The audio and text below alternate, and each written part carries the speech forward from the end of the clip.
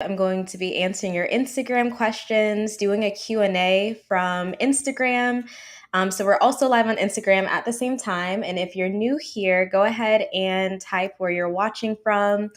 And also, if this is your first time seeing my face, hi, my name's Ayana. I'm a licensed massage therapist, esthetician, and spa owner.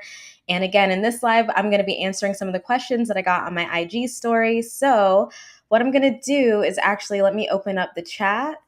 And I'm going to be pasting some of the questions that I got. I'm going to put them, let's see, how do I want to do this? I will put them like this. I'll just add the questions. All right, so I see New Jersey. Who else do I see? Oh, watching from the UK. That's awesome. Memphis, new therapist. I'm seeing Oregon, North Carolina, Nebraska. I'm seeing some new states. Awesome. This might be y'all's first time watching, so welcome in. I'm just going to be answering some questions over the next 30, 45 minutes. Welcome in. Awesome. And unfortunately, we're not live in the Facebook group right now, but that's okay. Okay. Awesome. So we got quite a few people on YouTube right now. Okay, so I'm going to go ahead and dive in and start answering some of these questions. So if you've been following me on Instagram, you know that I've given the opportunity to submit some questions for me to answer. So I can come on here live and just share some good tips with you. And I think we got some pretty good questions. So I'm going to go through it all, but per usual, feel free to type in, whatever you want to add to the conversation. This is a safe space for all of us, especially for those of you who are perhaps new to massage therapy. Maybe you're a massage student. I hope that this video will be helpful for you. All right, so let's see. One of the first questions, and also one of the things I'll mention is I'm going to take my time going through these questions because I want to be as thorough as possible. Because you might be taking notes right now. You might find something that helps you in your journey right now. Let me go ahead and open the chat over here. I see Austin, Texas. Welcome in, Shamika. Welcome. Yes, yeah. Love to hear where y'all are watching from. Okay, so let me actually type in the questions as they arrived. I'm going to try to go in order. Let's see. And again, I'm going to take my time. Let's see. Try to take notes. Currently work from Virginia. Welcome in. Welcome in. All right.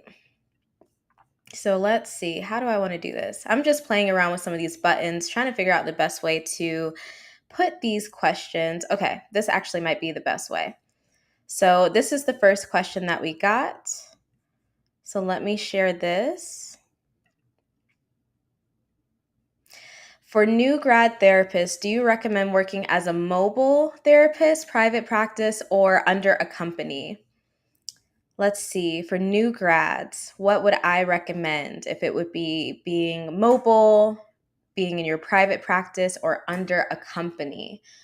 Let's see here. So usually what I would recommend for someone who is new grad, who's right out of school, in terms of these three options that you mentioned, mobile, private practice, or under a company, what I recommend is actually getting some experience at a fast-paced spa. So at a spa, maybe it's a franchise, maybe it's a well-known name in your area.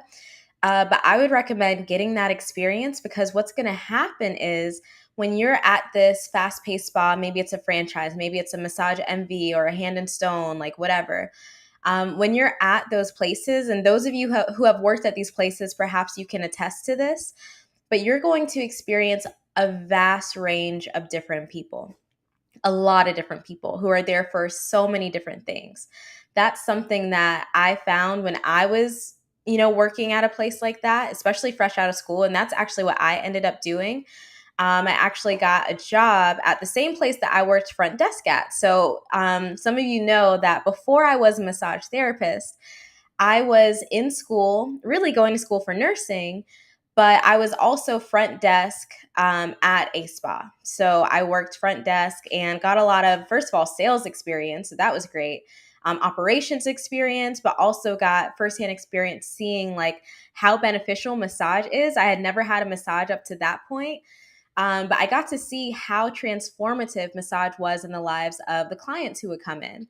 And so I would recommend working at one of those spas, one of those well-named brands, just so you have experience working on so many different body types, because that's something I didn't really get in school. So in school, I didn't really get the experience of working with different body types, working with different people, working with different modalities. You would think that I would have, but it just didn't happen, unfortunately. Maybe some practicals, but I didn't get a lot of practical hours working on different people. It was mostly the people I went to school with, the people I would get practical hours with. So that's what I would recommend, working for a company, working with a company, because number one, it's also going to be more organized. It's going to be organized. It'll certainly be humbling, because you would expect to make more money at one of these companies, but unfortunately that's not always the case. And being behind the desk, I've seen the numbers that they do, at least in my area. I see like the numbers that they do, and they could be paying more, they just choose not to.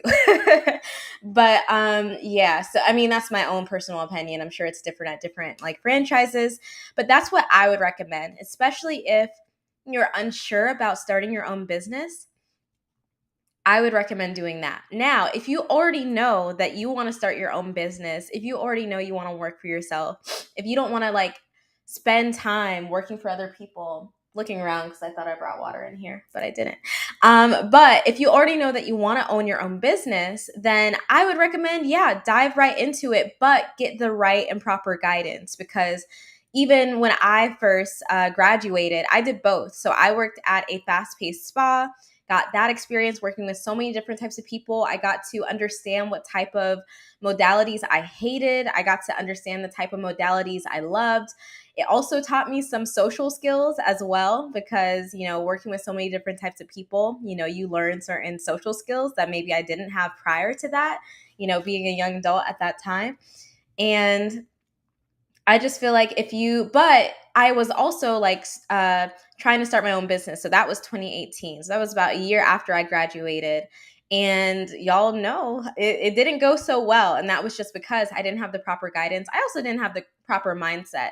So if you're in school right now, you're watching this, you know, you want to start a business, work now, like on your mindset, on yourself, start looking for people who can help you along the journey, looking for people who have achieved a level of success that you would like to achieve for yourself, and start learning how you can get that guidance.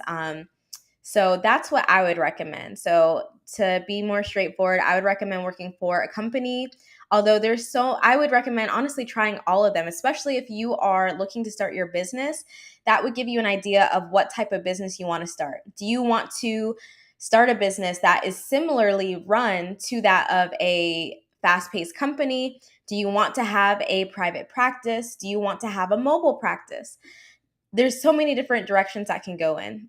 So that's what I would recommend. I'd love to know, for those of you who have worked in a fast-paced spa, if you agree with that advice, if you agree with that. But that is just from my experience. I would recommend getting that experience with a spa, just so you can work on so many different body types, learn what you don't want to do, learn what you do want to do. And also you make really good connections. Some of the connections that I made working at that fast-paced spa, I still have to this day, and have brought me money, you know, down the line. So that's something I would recommend. Just be strategic about it and know that you don't have to be there forever. Like, just know that. But if you want to start making, you know, your own money right off the bat, then yes, work for yourself, but just know that that's going to take some education. It's going to take some working on yourself, working on your mind, working on yourself from the inside and out to sustain something like that. So that is the first question that we got. I think that was a really great question. Seeing some more people joining on Instagram. So let me type in the next question. Let me just copy and paste it in. Cool. I'm not seeing a whole lot from the chat. Wonder if y'all are still here with me and if that was helpful for you. All right. So let's see. The next question on here. Let me show it. Oops, I put it in the chat, but I meant to put it in this other thing. Let's see. Okay, so let me read this question out loud, especially for those of you who are watching on Instagram. You probably want me to read these out loud. Okay, so second question. Most effective marketing strategy in your career slash business to create clientele?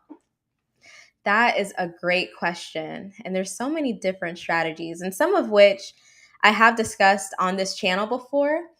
Okay, so let's talk about marketing. Okay, Shamika says we're here. Okay, cool. Let's talk about marketing. So most of y'all know that one of the biggest things that has helped my business is making sure that I am visible on Google. Now, my marketing strategy works for me because of the type of business that I have, probably the location I'm in. It might vary for you. There's so many different factors here. But for example, my main clientele are women. They're like older women. So perhaps they're not like on Instagram as much, or perhaps they're not on Facebook as much. And if they are, perhaps they're not like booking services from those social media websites.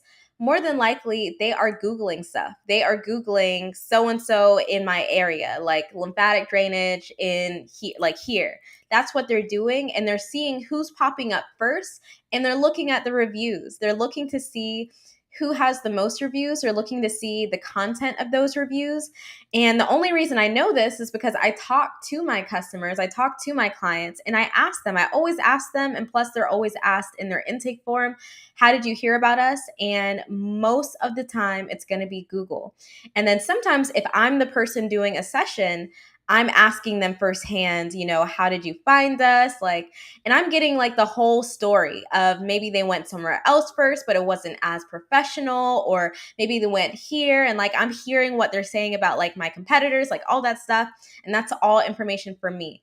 So because I noticed that most of my clients come from Google, some of the steps that I've taken to make sure that that grows is I've made sure that on my website, I'm using certain keywords. So sometimes if I'm booking a session, for example, when I used to answer the phones, I would talk to my clients and I'd say, what would I say when I answer the phone? Oh, they'd say Google, but then I'd ask an extra question. What did you Google? And then they'd say, oh, I Googled lymphatic drainage. I Googled this. I Googled that. And if it is Instagram, I ask them, what hashtag did you use? So I think that's one of the coolest part about being in the business is getting that feedback. So straightforward answer, Google, using keywords, but more specifically, ensuring that the reviews that come on Google are using keywords. So I always encourage my clients, and I do this through technology, do this through email, I do this through text message. I always encourage them to use keywords. I tell them, mention that you had this type of massage, because it helps people like you find me, because I know for them it was difficult for them to do their research and figure out who is the best person to go with. And so they relate to that. They know how difficult it was to find someone that they vibe with, find someone that they felt was professional, or someone who was going to take care of them. And so now they're more likely in their review, in their testimonial, to share what type of massage they got, because they know it helps me out, they know it helps the business out, and they know it helps other people like them to find the business. And I feel like this goes into another great point about why it's so important to specialize in something. Because when you do that, like all of your clients end up being very similar and they have the same pain points, they have the same thing. I'm sure y'all have heard me say this many, many times. But if I had a different type of business, like what I used to do a couple years ago when I did like different Swedish massage or deep tissue massage, when I was like strictly mobile doing like house calls and stuff like that with my team, it would be so many different types of people. And yes, they all have a common thread of things that, they all care about or pain points, but it's just going to be a little bit more vague. So that is the main marketing strategy, is understanding what keywords that my clients are using when they are searching for me. And I feel like at this point we have mastered, I don't want to say mastered, because there's always more to learn. There's always more to learn, especially because Google and the algorithm is changing. It changes all the time. But now that I have really, from what I'll say, mastered the Google side of things, now we're moving on to other marketing strategies such as social media. And so I'll offer this bonus tip. For those of you who feel like your best marketing strategy is social media, what I would recommend is give an incentive to your clients to shout you out on social media. Especially if you notice that they have like some type of following, try to appeal to people who have a pretty healthy following, or who are, not everyone is an influencer, but some people are in a way micro influencer, even just everyday people. So if you have the right client base, if you have like the same type of clients, I really encourage you to make sure that they know that there is an incentive to shout you out, to tag you, to share your content, so that other people get eyes on your content. And that's like free marketing. That's free eyes on your business. You didn't pay for that at all. So that's what I would recommend. If your main thing is social media, that's what I would recommend. But I just filmed a video talking about social media strategies. So y'all will be seeing that soon. So I think that's a great question. Let me show the question again. The question was, most effective marketing strategy in your career/business to create clientele. And again, that's to create clientele. So those are new clients, but there's also some good resources, even on this YouTube channel, about how you keep them coming back. So I think that's even more important than new clients, is keeping them coming back. Which I could go into that too, but we'd be here for a while. So that is the second question. How are y'all feeling so far about these questions, about these answered? I'd love to know in the chat as I paste in the next question.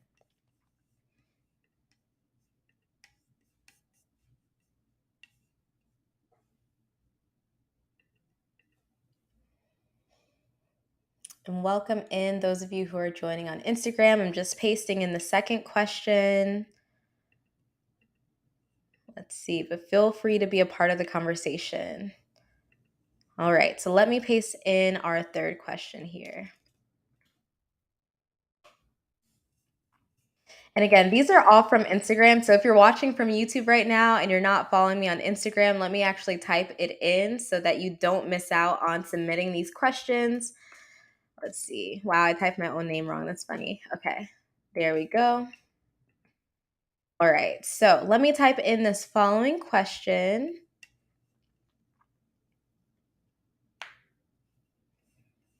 Matt said, I want to do mobile and own my business right off the bat. Then you're in the right place, because it's really important to just get the knowledge, not even get the knowledge first, because that is a way of people procrastinating, thinking, oh, let me just accumulate all this knowledge before I start to do something.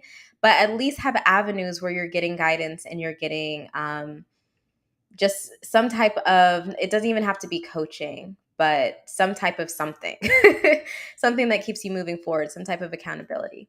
All right, so let me type in this next question. Were you worried you weren't going to make enough money when you first started with massage therapy? That is a good question. Let me think about this, because I do want to take my time answering these questions just so I can give you all the most thorough, honest answer as possible. So when I started massage school, one of the things I thought about, one of the reasons why I did it was, number one, at that time, or before I started massage school, I was doing my prereqs for nursing. I thought I wanted to be a nurse.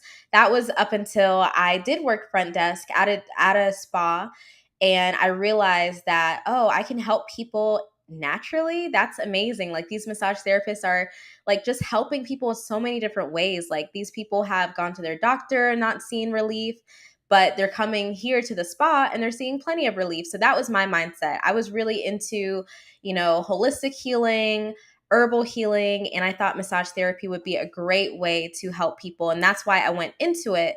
But also, me being behind the desk, I was also seeing what these massage therapists were getting paid, what they were getting tipped, like all that stuff. And I gravitated towards that. Of course, at that time, I didn't realize that the skies were the limit. And, I was working at a franchise and they really weren't getting paid their worth. And I know that now because I've also worked at a franchise. But at that time, making more than $9 like seemed very appealing to me. $9 an hour. Like that seemed amazing, especially when I first started working. Minimum wage was like $7.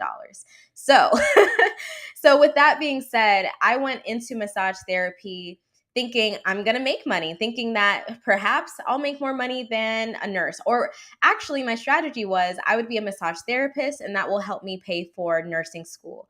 Or maybe through going through massage therapy, I won't even want to be a nurse at all because I'm helping people naturally. So going into it, I felt like, okay, I'm going to be making more money than I'm making now. I'm making like at that time, what, $9 an hour plus sometimes commission. And so I went into it believing that, there was just more opportunity for me. Now, when I graduated and I actually got to see the reality, when the veil was kind of like lifted and I got to see like what they were actually paying people who worked at franchises, that's when, I felt grateful because again, it's just that employee mentality. I'm making more than I used to, but something also didn't sit right with me. Like the work exchange, like the energy exchange, like the type of energy I was expending to work at a franchise. And mind you, if you've worked at a franchise, you already know it's like you're working hours, you have 5 minutes in between each session. You hardly have time for a break. Like everything was so fast paced. Like it makes me a little bit emotional because I think about the other people that I worked with and like how gifted they were, how talented they are, and just how much they were helping people. But a lot of people that I worked with, like they didn't seem like they had enough time for themselves. I started not having enough time for myself. And one of the reasons why I even wanted to start the business was because I wanted to have enough disposable income to pour into myself the way that my clients were pouring into themselves. Like, I just thought it was so ironic that, I'm in this field where I'm helping people and I'm genuinely helping people get results. Like, I'm helping people like move around more, they have more range of motion, all that stuff.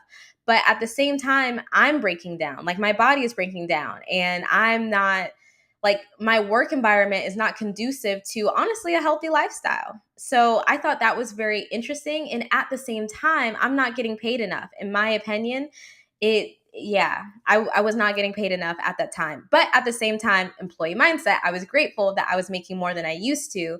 And I didn't realize that when you own your own business, there's literally no cap. Like there's no cap to how much you can make. You make your own paycheck. Y'all know the story. So that's what so originally first going into it, no.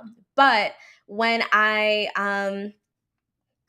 graduated and I saw the reality of what people were making at franchises, and I realized something is off here. Like something like the energy exchange, like for what we're doing, this is worth so much more. And so yeah, so that's when I started to worry a little bit that maybe if I put myself out there, like if I start my own business, because when I started, I was working at a franchise and I was also trying to start my own business. And at that time, of course, I didn't have the right resources, I didn't have the right mindset. I was just throwing stuff at the wall and seeing what stuck. And also, my prices were extremely, extremely low for doing mobile sessions. Like it's I cringe thinking about it, but I know that I needed to go through that to, also understand where I'm at now and help you all realize that it's not okay to underprice yourself under any circumstance.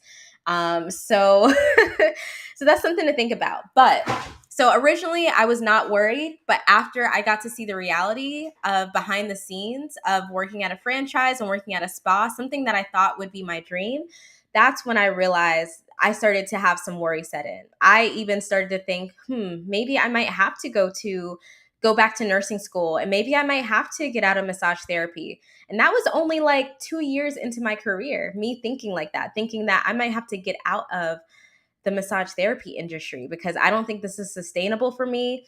Y'all remember I also had like a wrist injury as well. And so that also contributed to me thinking, okay, I don't know if it's sustainable for me to have my own business, work at a spa. There was a time where I was working, 2 jobs, like working at a chiropractic office, also being underpaid, like wild to think, but also being underpaid and then going straight to that franchise that I worked at. So I feel like that answers the question. So originally, no, but once I saw the reality, yes, I was worried that I wouldn't make enough money. But, when I started being in environments where like I realized that money, there's no like limit to it, especially when you own your own business and you're in charge of whether you get paid or not. That's when things started to shift and that worry started to fade away, especially when I started seeing progress and things started growing. And now I have, new income goals and the income goals are growing. Like that's when I was like, okay, I can literally achieve whatever I want. Like this is fun. So that's what I was thinking. Let me just check the chat to see, because I know I just said a whole lot on that question. Let's see. Shafi said, "You are so correct. Again, I was doing 156 a month for a franchise, real burner." Now, when you say that, do you mean $156 a month or 156 hours? I would like clarity on that because now I'm curious. But yeah, these franchises, it's incredible because like I've been behind the desk and I've seen the numbers that they do, and I understand like the expenses that they incur for like marketing, for their software, like all that stuff, and they still have room to pay. Like they still have room to pay. And this is most businesses that I've worked at and been behind the desk and seen these things. Like they still have money to pay. They just choose not to. Or they have their own strategic reason why. And I feel like they expect us to be kind of used to it, especially because they have the budget to make sure that your books will always be full, but truly at what cost? So that is something to think about. 156 clients a month. So she said, I was doing 156 clients a month for a franchise. Yeah. And you know what?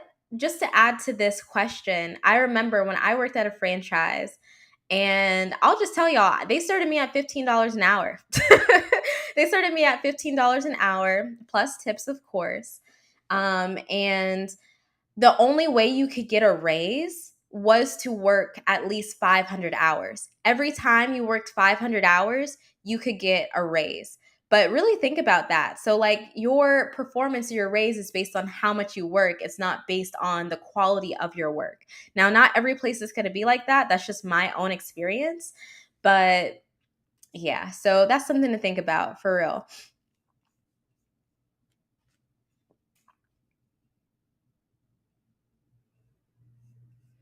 Let's see.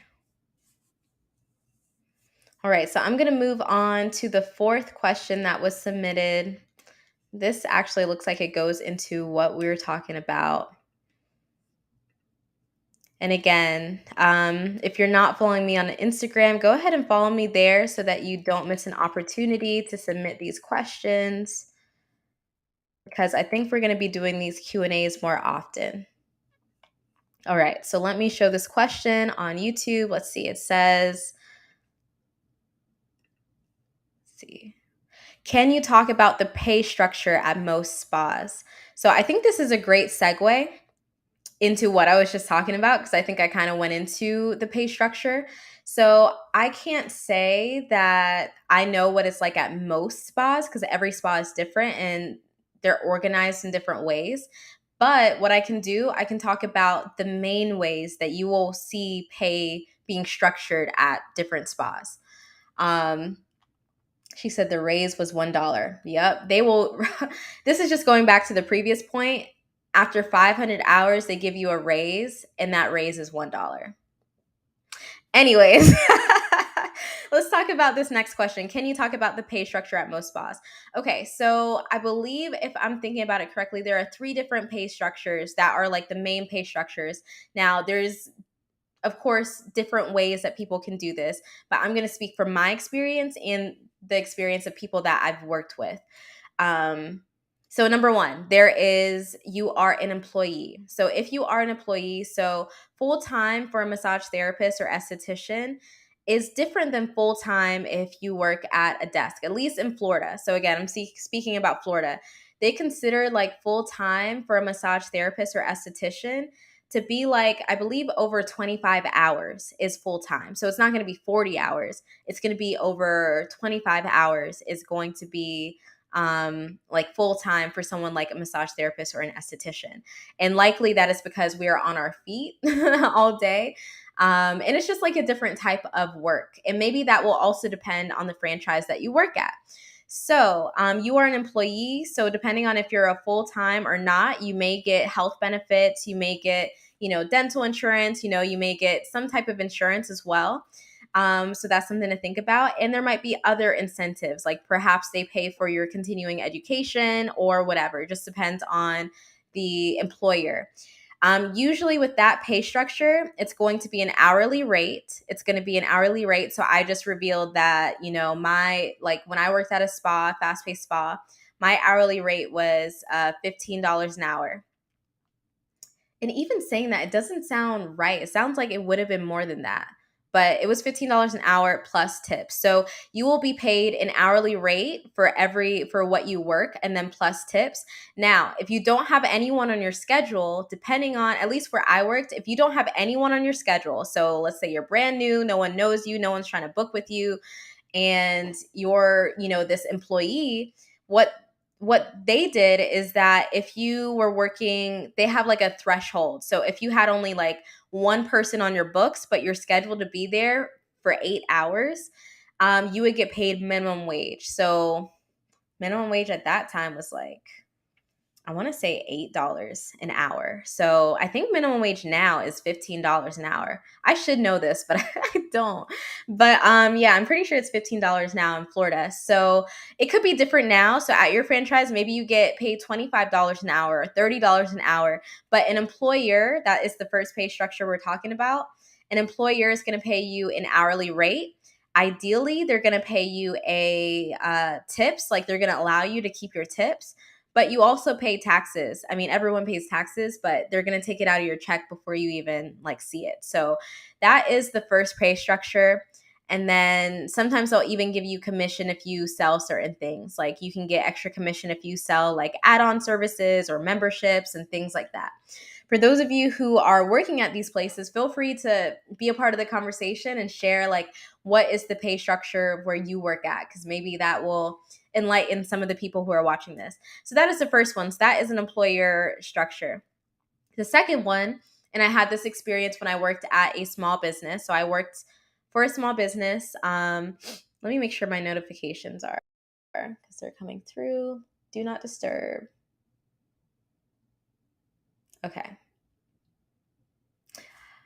Okay, cool. So when it comes to the second pay structure, I worked at a small business, and this is another pay structure you could be subject to, which is, let's see, you get a commission on your massages. So let's say you do 4 massages at this business, you will receive a commission. Usually this is a percentage of how much they're charging the client. So it could be 50%. So if a massage is $100 for the client pays $100.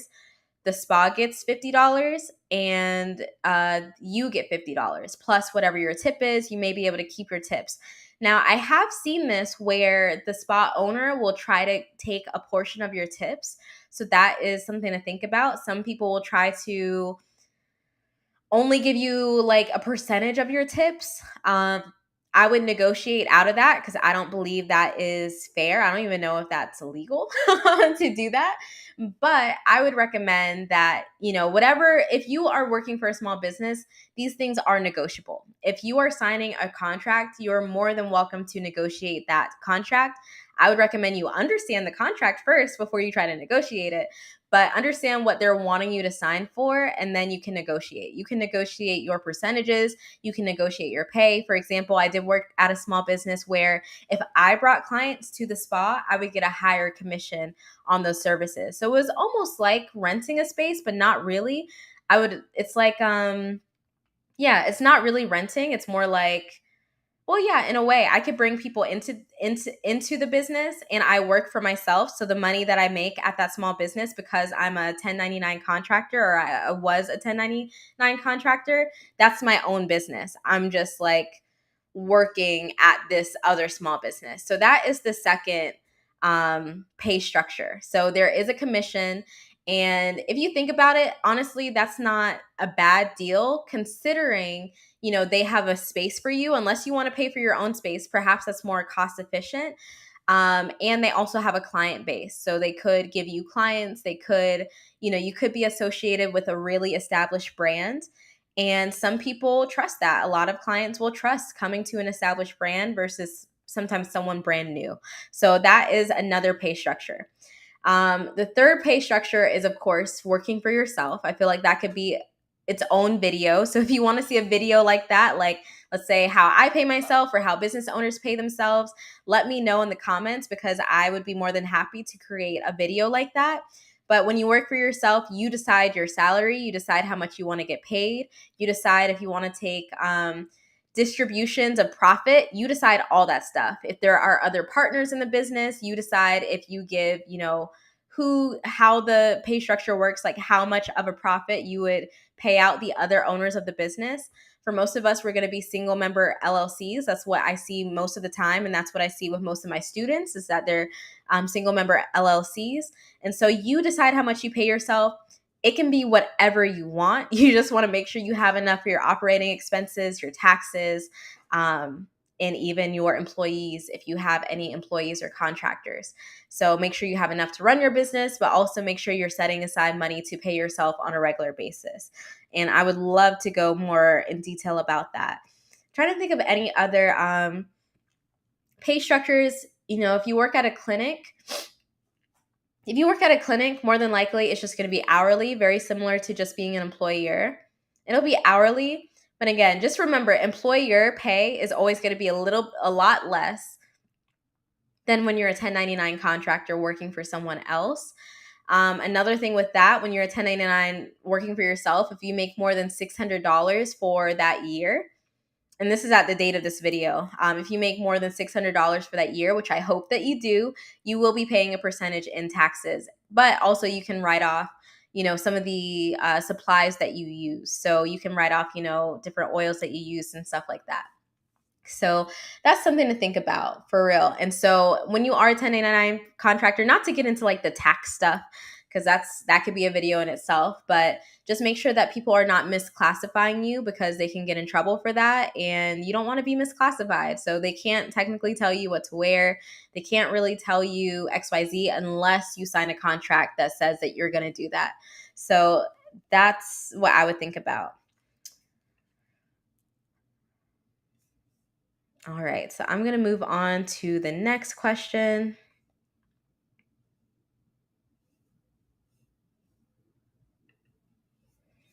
Trying to stick to the questions that people submitted just to be fair. So let me copy this.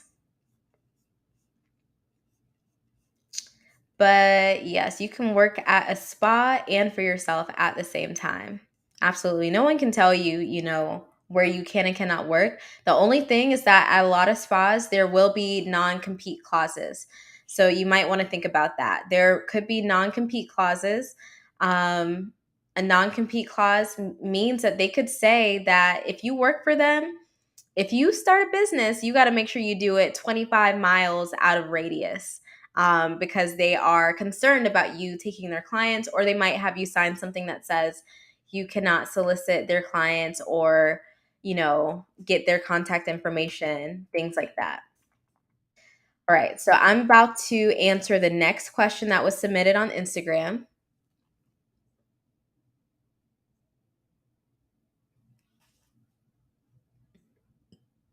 And I do want to read what I see on Instagram real quick because this could help someone who is thinking about the last thing that we just mentioned when we talked about pay raises and we talked about structured.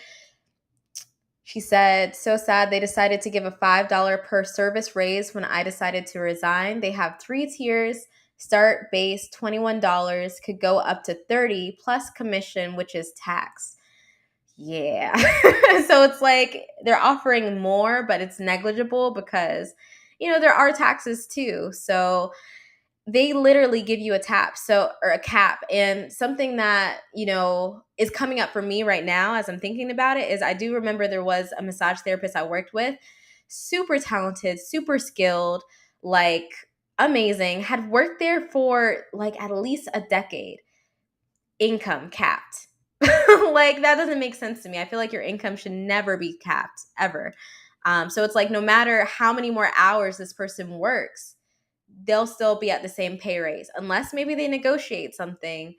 But if they negotiate with one person, they got to negotiate with everyone else. So think about that. All right, so the next question, it says, where is the best setting to start out once graduating to earn the most money? Hospital, clinic, etc. I think I kind of answered this with a previous question. Let me think about this. So, again, I hate to say, it's circumstantial, but it is circumstantial because I don't know if, the area you live, if it caters towards like healthcare services. Like, some cities like have emphasis in certain things in other cities. But let's see here. What comes up for me is I would recommend, especially, okay, because you said once graduating, where you could earn the most money. So let's see. Once graduating, earning the most money, of course, could be starting your own business. Because again, there's no cap and it's just you make your own rates, but you have to consider it's a risk. So there could be a risk that, if certain actions are not taken, you could be having a revenue of zero for a couple months. We're not going to say that for you. We're not going to put that in the air, but that's something that can happen because it's happened to me when I first started. My first 6 months, I made no more than $600. So that's not enough to live off of. So that's something to think about. But I say business ownership because, again, there's no cap. And I personally have helped other massage therapists start from scratch and make a full-time income for themselves. So I know it's possible. Like literally, I know it's possible.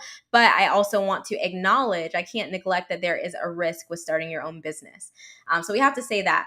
But the second way, if you are uncertain about entrepreneurship or you're still learning, who can you learn from? Who can you get guidance from? Yada, yada, yada. I would recommend renting out a space or even doing commission at a space that is, let's say, within a chiropractic office, within a hospital setting, within a place that has foot traffic, already existing foot traffic. So for example, I've had opportunities to work with actually one of my old professors. He owns a chiropractic clinic and I've had opportunities to work out of his clinic. And that honestly, if I was a new grad, that would have been an amazing opportunity to be in a place that already has clients, already has people who are interested in their health, interested in their the upkeep of their body. They're likely interested in massage if they're interested in chiropractic care. And I had that opportunity. But I mean, I didn't have it right out of school. If I had that right out of school, I would have took it in a heartbeat because to me, that's a no-brainer. Being in a place that already has foot traffic.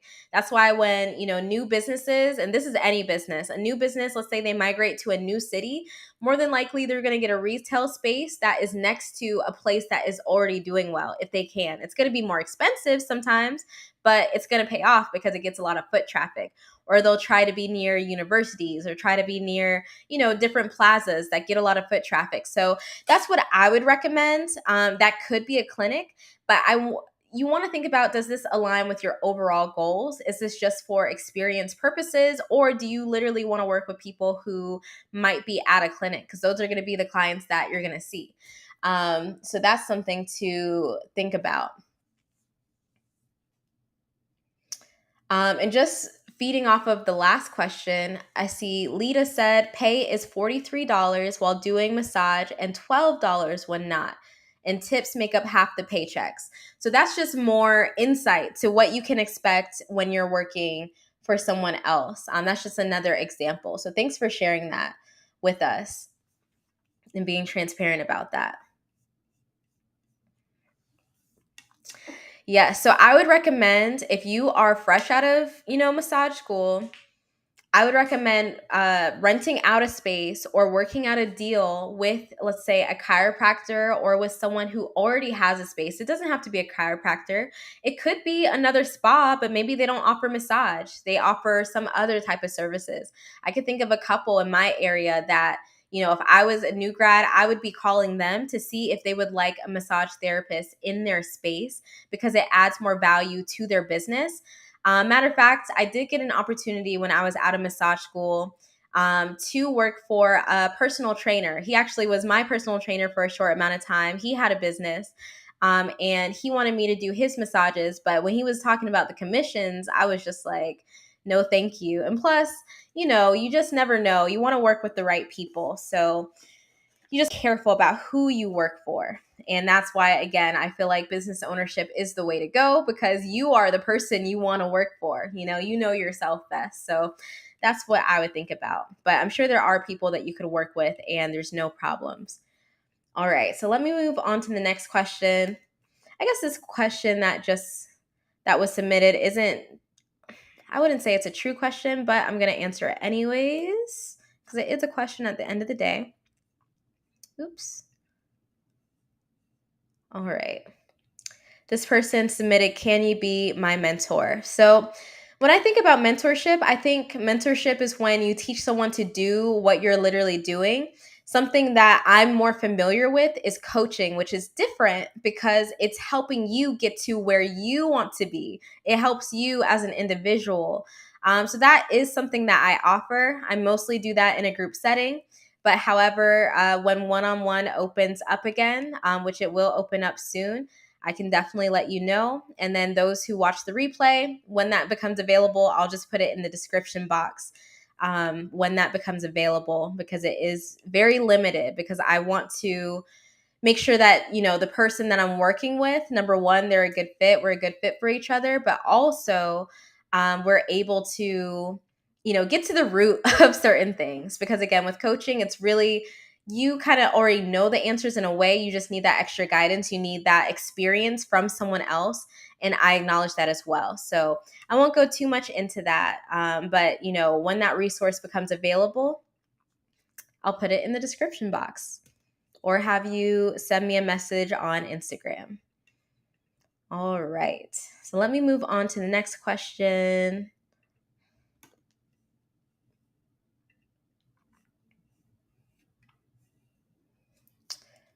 All right.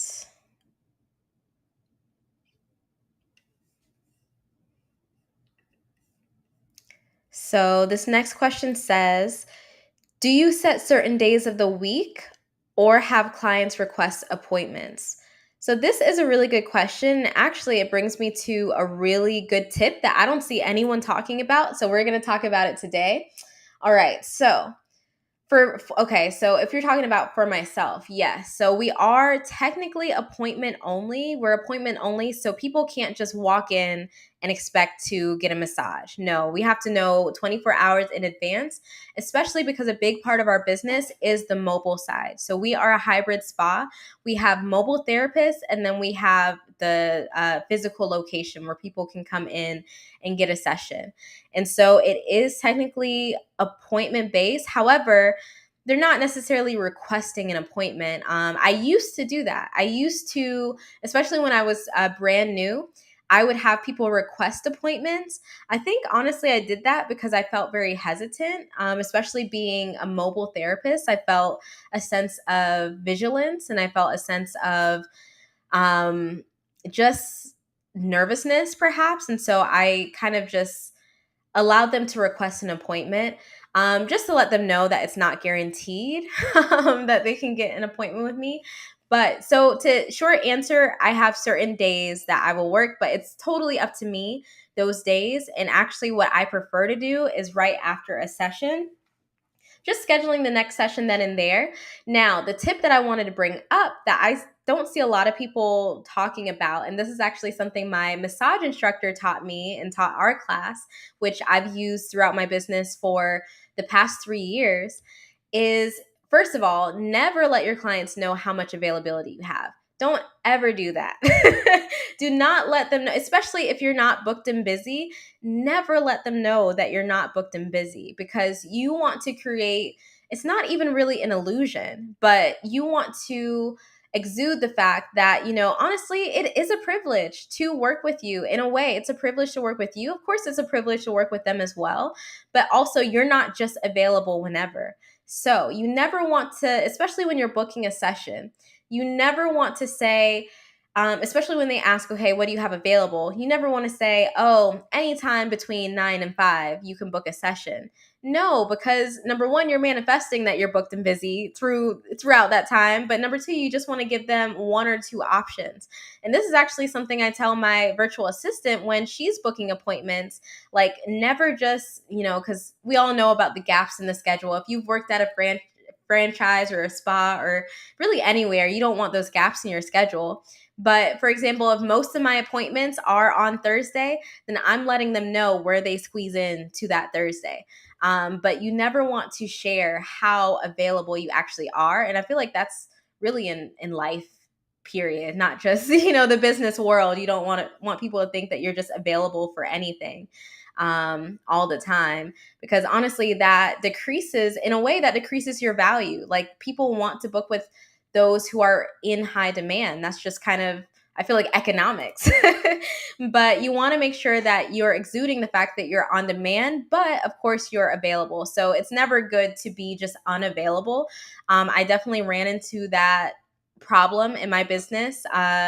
Probably when I was about to take maternity leave, and I realized, okay, I need to make sure I hire people who are available on the weekends and available after 5 p.m. because at that time, that's the time that people always wanted, was after 5 p.m. and on the weekends. So, but I was not available for that time.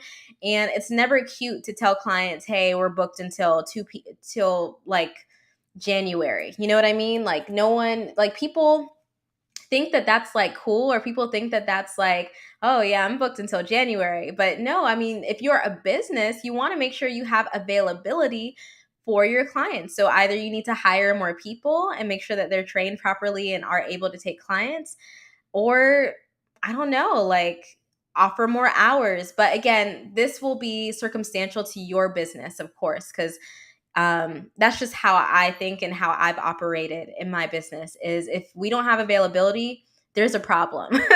But I never let clients know how available I am, even if we do have gaps, even if we do have slow times. That's just something I would never broadcast. All right.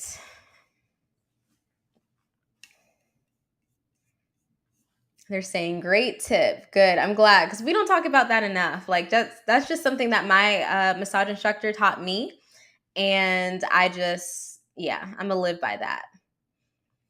All right. So even in my schedule, even if I am available on a certain day, especially if it's far enough in advance, what I'll actually do is limit that availability so people only see a portion of that. So when I start to see the cluster of appointments, I hope y'all know what I mean by the cluster of appointments, I can work around that, if that makes sense. So I'm never going to ever put myself available 9 to 5, even if I'm literally available at that time. I'm only going to put a small section of that time just to see what bites. And then I'll put it at different, I'll like scatter it just to see what is my busiest time, what is the time where people want to be at the space, like all that stuff. And that's what I recommend to my contractors as well, that they don't just put themselves just available.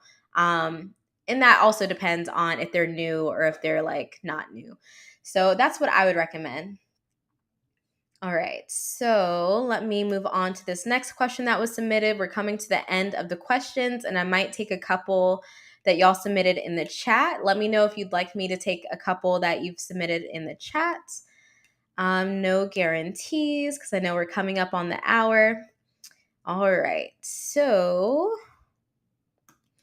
but something that y'all can do, even if you did not submit your question, if there is a type of content that you want to see, if there's a type of video that you want to see, if you're watching the replay, put it in the comments. But also, if you're on this chat live with me right now, you can also put that in the chat, and I'll write that down and we can see about it. All right. So this next question came from Instagram. How to get high quality clients. All right, so I'm going to take my time with this question because it's kind of loaded, because there's a lot of different ways, a lot of directions we can go about this. Let's see here. All right, how to get high quality clients. So if I think about my own practice, and this is going to sound very black and white, but I feel like y'all know what I mean. I feel like this is a safe place, whatever. I'm going to just say what I have to say. So in my own practice, I believe that I have high quality clients.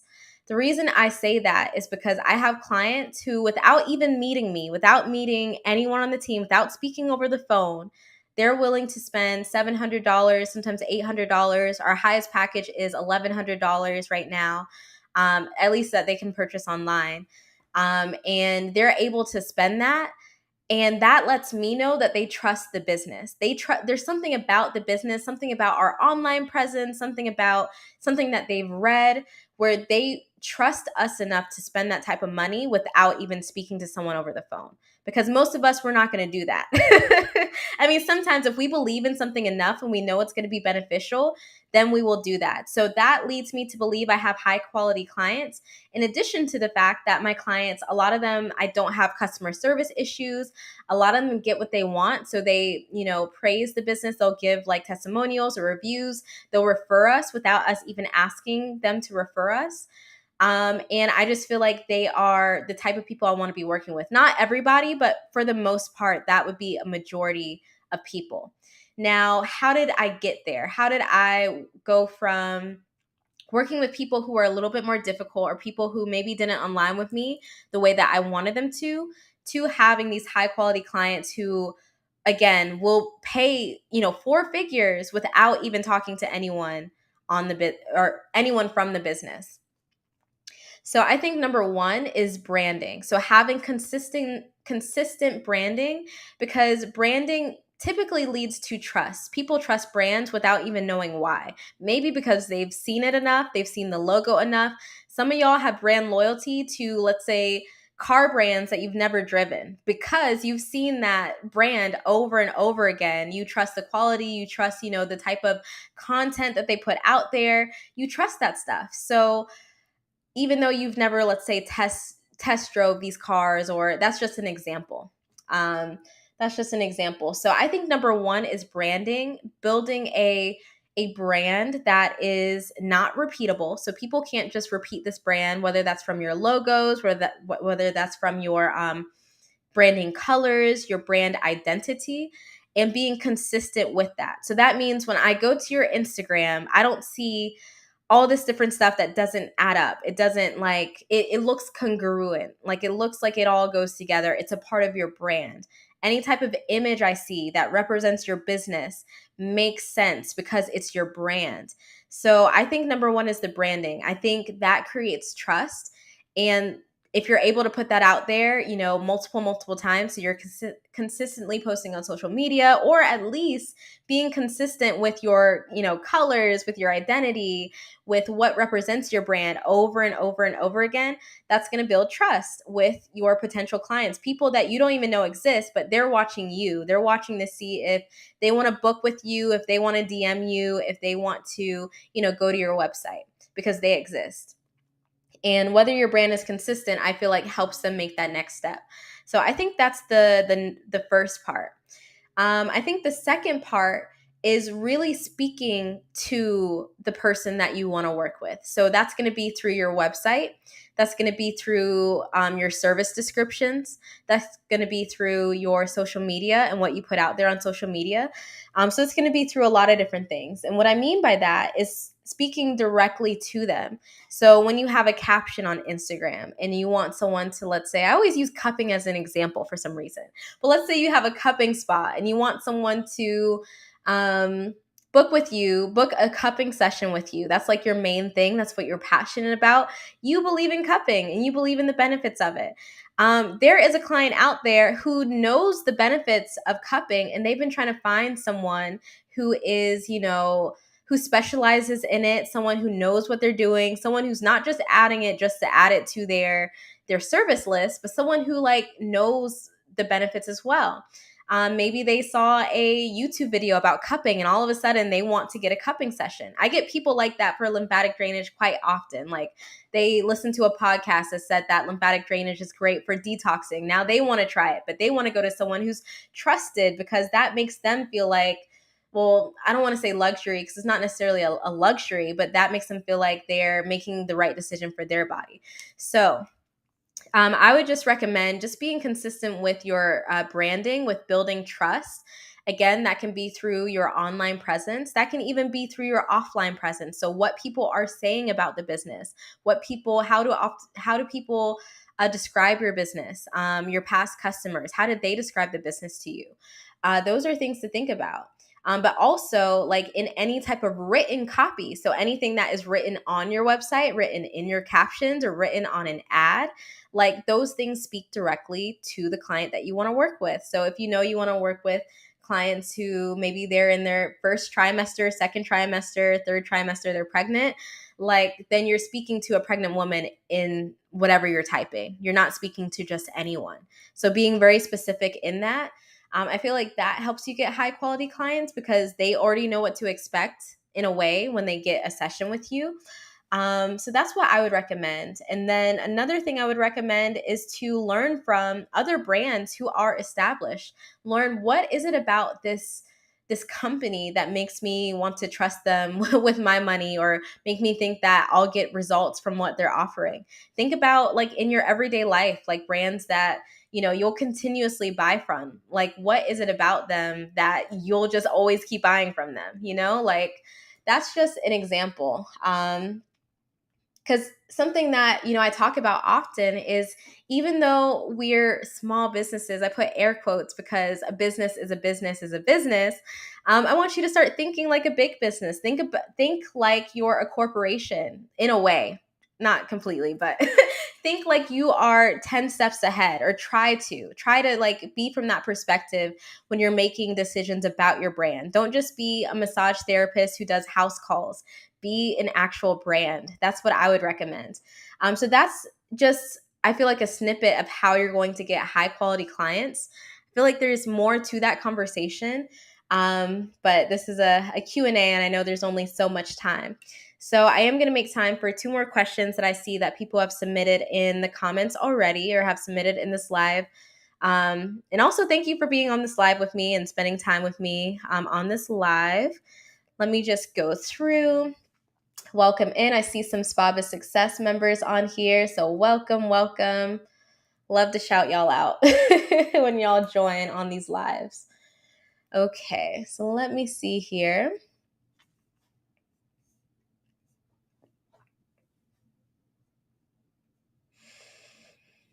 Let's see.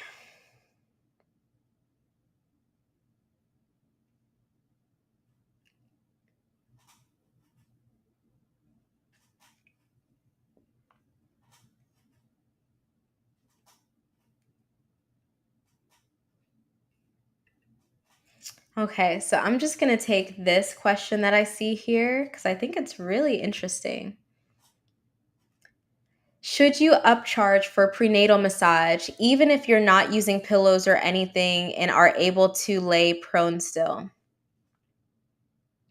I wonder if you mean from the perspective of the client, or if you mean from the perspective of the practitioner. Are you asking, should I charge more for prenatal massage even though I don't use any extra supplies to do it, and this client is able to lay upright? So essentially you're asking, should you still charge more even though you're not using extra supplies? I believe that's what you're asking. And so something I would say is that, and I do have a video about pricing. Okay, she said yes.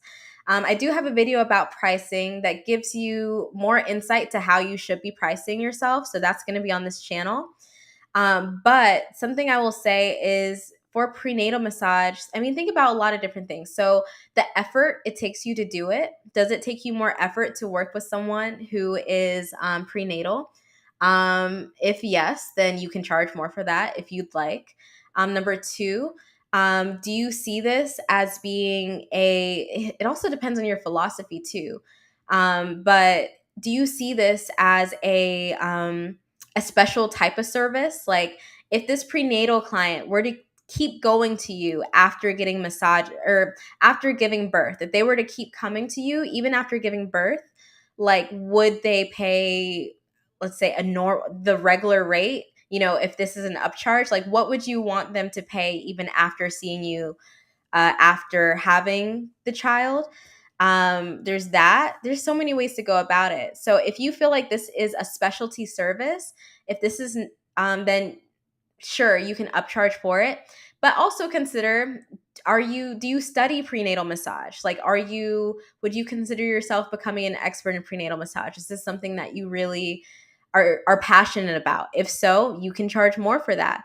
Really, it's up to you and your philosophy on these things. For example, I've had students who they absolutely refuse.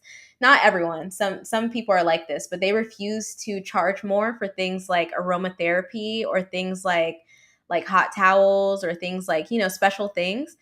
Um, Another alternative to thinking about if you want to upcharge for the service is just having like your rates be having a rate that you don't have to upcharge anything, if that makes sense. Like all your services, maybe they're around the same price range, but it's like if no one tipped or whatever, like you would still be happy with this price that they paid you, and you feel like the energy exchange is equal to how much they paid. So that's something to think about. For example, and this is not the same thing, but I do have a student. He when we put his like booking online and all that stuff, like when we set up his website, he decided that it would be best for him to put the tip, just include it with the price. So all the services are around the same price. They're mostly just paying for more time. So do you want to charge kind of like by the time? Do you value that more time versus, the service? Like you want to charge more for that? Or is it mostly about the supplies you use and also the type of service it is? So those are some different angles. I feel like you probably know the answer to this based on like what you would feel happy about doing in your practice. But those are some things to think about. Maybe you can just charge more for more time. So if it's a 90-minute session or a 2-hour session, then that's what you charge more for. So it's totally up to you, but those are some things to consider when you're thinking about pricing your services.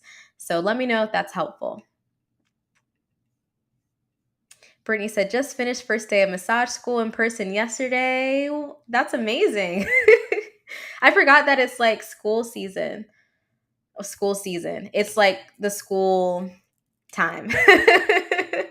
I don't know the best way to put that, but it's time to go back to school. But that is awesome. Yeah, I definitely want to shout out more of you who are in massage school. But this has been an amazing Q&A. I'm not seeing a whole lot in the comments about what videos we want to see upcoming. Let's see. Matt said, I like the tip about being available, but not leaving the door wide open for whenever, both work and life. Absolutely. Because we're not available all the time. Even if we are, we're not. So that's something to think about. All right. So some resources that I have for you all who are watching on YouTube, you'll find them in the description box. You'll find a resource to a new freebie that I created for you all. Those of you who are interested in learning more about lymphatic drainage and if it's right for you, there's going to be a guide in the description box that will walk you through what I recommend and also how you can get your certification. Yes. All right. So we answered most of the questions that were answered on Instagram. Some other resources, again, I mentioned the video about pricing. And I believe I have quite a few marketing videos as well that y'all can look at. But of course, if you have any other ideas for content, please message me on Instagram. Again, the Instagram is going to be Ayana True. That's where you can follow me. And that's where you'll also see in my stories where you can submit your questions again. Because I believe we're going to be doing these Q&As more often. Especially if y'all enjoyed this Q&A, please let me know because that will let me know that we'll do it more often for sure. I'm seeing more SpaBizSuccess members. Welcome, welcome. We are just about to close out. And I will answer this last question before we close out. Tips to transition from current job to massaging part or full-time. So I think first is being specific about if you want to do massage part or full-time. That is the first thing, because those are two totally different things if you're massaging part-time or full-time. And when you say that, I wonder if you mean at your own business, because I do specialize in that, like helping people go from being part-time in their massage practice or being part-time at a spa, but going full-time in their full-time business. I've helped quite a few people do that. But what I would recommend, just some tips, is to think about what your overall goal is. So where do you want to be in 5 to 10 years if there was no like cap? I mean, there's literally no cap of what you can do like in this life. I truly do believe that. I know how fluffy or cliche that can sound, but it's true. I've been in some rooms and anything is possible. So think about where you want to be in 5 to 10 years, and think about if entrepreneurship will help you get there. Think about like, what are some things that you need to change about yourself to help you be full-time working independently? Okay, I see you specified working independently. If you're working independently, do you believe that charging your own rates and having, a consistent clientele, will that help you reach your goals? Because something that I think about when we talk about like money on this channel, or we talk about finances, it's not just about like your massage income. A lot of times, or what I hope that you all do with your businesses, if you have your businesses, is you take that money from your business and you invest in a variety of other things, like other than just your business. Like you have multiple streams of income, which I hope to talk about more on this channel. But if you believe owning a business is an asset that will help you get there, then that's number one. If you believe that, like literally believing if that is something that will help you achieve your goals quicker.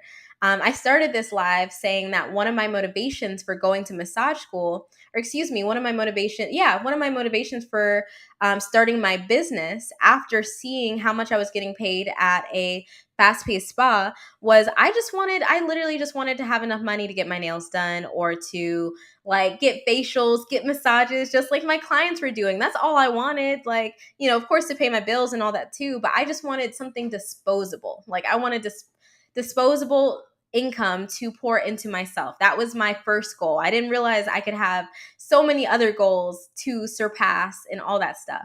So think about your overall goals, not just as a massage therapist, but as a person, like, like what you want out of this life, and ask yourself, does entrepreneurship fit into that picture? Or would investing in something else fit in that picture? Does something else get you there faster? For me, it got me to my goals faster.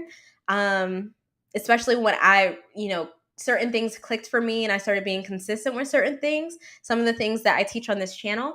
But if it fits in that picture, then that's, number one, do you believe that you can get there? Number two is think about like, cost time analysis. So what I mean by that is, does working at whatever job you work at, I don't know where you work at right now, but does working there help you get to or does it deplete you getting to your goals sooner? Like, is it slowing you down from reaching your overall goal, your overall mission? Does it align with your mission? If it doesn't, then yes, it might be time to start transitioning into full-time entrepreneurship or part-time entrepreneurship. I think, of course, just practically, a practical tip is, invest in that business now. Start investing in it now. If you do have, your day job, start investing in it now. A lot of people on social media will say, oh, just take the leap of faith. I think I even have a post that was like, I took a leap of faith, because I did.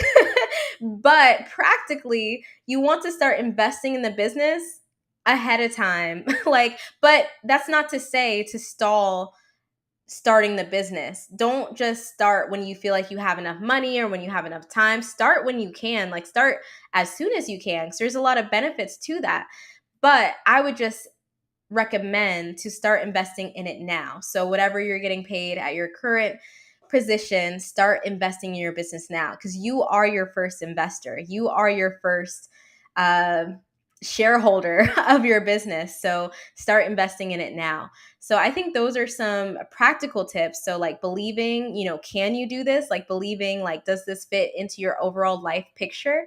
Figuring out what is that life picture, and if entrepreneurship fits into that picture, what that looks like. Best case scenario, if you can do anything you want, if there was no limited resources, what would you do? and then start investing in it now, whether that's with time or with money or both. I would recommend both.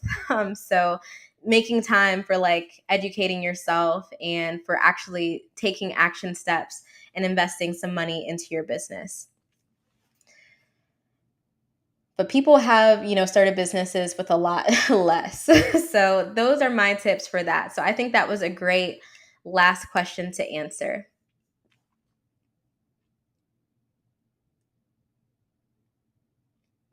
I'm seeing a lot of positivity in the chat over here on Instagram. All right. Well, I hope y'all enjoyed this Q&A. Again, go ahead, if you haven't already, follow me on Instagram at Ayana True so you don't miss another Q&A session. I think we're going to do these more often.